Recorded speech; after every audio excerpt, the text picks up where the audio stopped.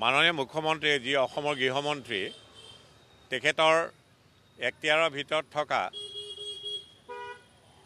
এটা বিষয়বস্তু আৰু বিষয়বস্তুটো হৈছে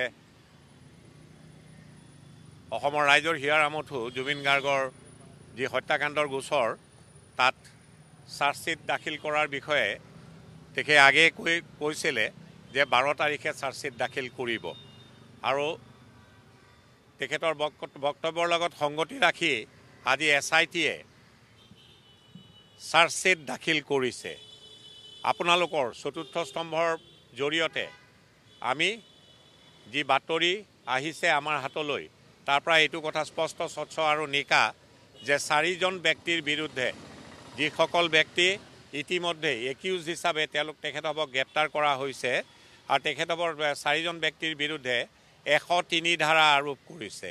103 BNSৰ ধাৰাটো তাহানিৰ IPC 302 IPC লেখিয়া অৰ্থাৎ মাৰ্ডাৰৰ ধাৰা সন্নিৱিষ্ট কৰা হৈছে। সেই ব্যক্তিকেইজন হ'ল শ্যামকানু মহন্ত, সিদ্ধাৰ্থ শৰ্মা, অমৃত প্ৰভা মহন্ত আৰু শেখৰ জ্যোতি গোস্বামী। এই 4জন ব্যক্তিৰ বিৰুদ্ধে চতুৰ্থ স্তম্ভৰ জৰিয়তে আমি যি খবৰ পাইছোঁ যে তেখেতৰ বিৰুদ্ধে 103 এই চাৰ্জশ্বিটখনত আৰোপ লগাইছে। 103 BNS নিশ্চিতভাৱে মাৰ্ডাৰৰ সংলগ্ন ধাৰা অৰ্থাৎ মাৰ্ডাৰ কৰিলে যি ধাৰা সন্নিৱিষ্ট হ'ব লাগে সেই ধাৰাটো সন্নিৱিষ্ট কৰিছে আৰু তাৰ ট্ৰাইলৰ অন্তত যদি দোষী সাব্যস্ত হয় মৃত্যুদণ্ডৰে তেনে ব্যক্তি দণ্ডিত হ'ব পাৰে বা যাৱজ্জীৱন কাৰাদণ্ডৰে দণ্ডিত হ'ব পাৰে, লগতে ফাইনৰ বিধানো আছে।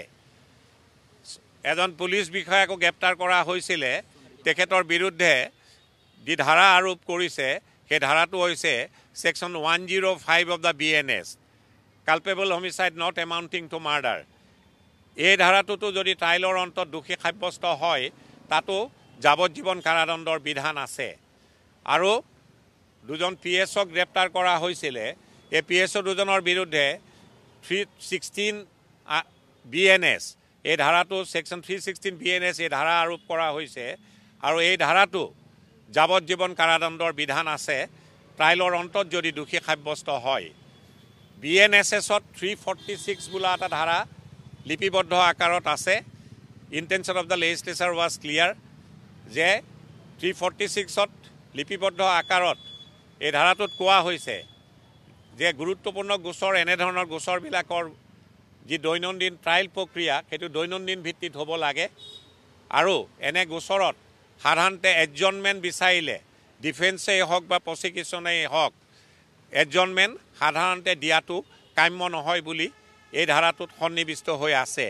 যিহেতু জুবিন গাৰ্গ অসমৰ ৰাইজৰ হিয়াৰ আমঠু, ভাৰতবৰ্ষৰ ৰাইজৰ হিয়াৰ আমঠু, আনকি তেখেত বিশ্বৰ দৰবাৰতো প্ৰতিষ্ঠিত হ'বলৈ সংগীতৰ জৰিয়তে সক্ষম হৈছিলে। আজি চাৰ্জশ্বিট দাখিল কৰিলে আৰু আৰক্ষীৰ আওতাৰ পৰা নিশ্চিতভাৱে আজিৰ তাৰিখৰ পৰা বিচাৰৰ প্ৰক্ৰিয়া আদালতমুখী হ'ল আৰু আদালতে নিশ্চিতভাৱে অসমৰ ৰাইজে যি জাষ্টিছ ফৰ জুবিন কৈ আহিছে নিশ্চিতভাৱে আইনে আদালতে তাক আইনৰ সুব্যৱহাৰৰ জৰিয়তে তাক দিবলৈ সক্ষম হ'ব বুলি আমি সকলো অসমৰ জনসাধাৰণ আশাবাদী। ইমানেই, ধন্যবাদ। চাওক, যিহেতু এই চাৰ্জশ্বিটখন অতি বৃহৎকায় ইয়াত নিশ্চিতভাৱে প্ৰতিজন ভাৰতীয় নাগৰিকে চাৰ্জশ্বিটৰ প্ৰতিলিপিৰ বাবে আবেদন কৰিব পাৰিব। পাৰাততো কোনো বাধা থাকিব নোৱাৰে। খালি বিধান আছে যি বিধানৰ জৰিয়তে এই চাৰ্জশ্বিটৰ কপি ব্যক্তিয়ে বিচাৰিলে তেওঁক দিব পৰা যায় নে নাযায় তাৰ প্ৰতিলিপি এই বিধানত লিপিবদ্ধ আকাৰত আছে। Guwahati High Court criminal rules and order তাত লিপিবদ্ধ আকাৰত আছে যে এজন ব্যক্তি তেওঁ যদি এই গোচৰটোৰ লগত কোনো সম্পৰ্কই নাই তেনেহ'লে তেওঁক কপি দিয়াৰ পৰা যি জুডিচিয়েল অফিচাৰৰ এখতিয়াৰৰ ভিতৰত এই কপি দিয়াৰ দায়িত্বটো আছে বা তেওঁ তাৰ তত্ত্বাৱধান কৰে।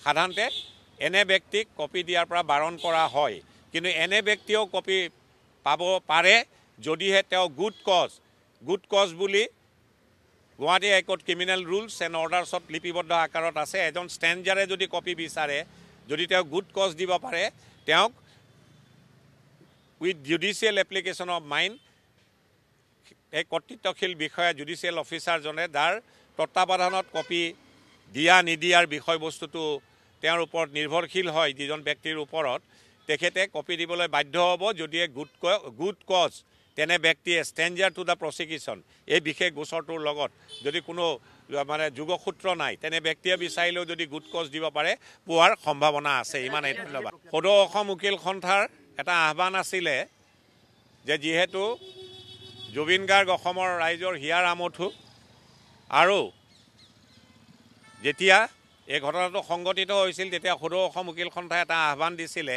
যে এজন অধিবক্তাই ছ'চিয়েল ৰেছপঞ্চিবিলিটি আগত ৰাখিব লাগে আৰু পেছাগত যি responsibility that should take a back seat ইয়াতকৈ বেছি কোৱাটো মই সমীচীন নহ'ব ইমানেই ধন্যবাদ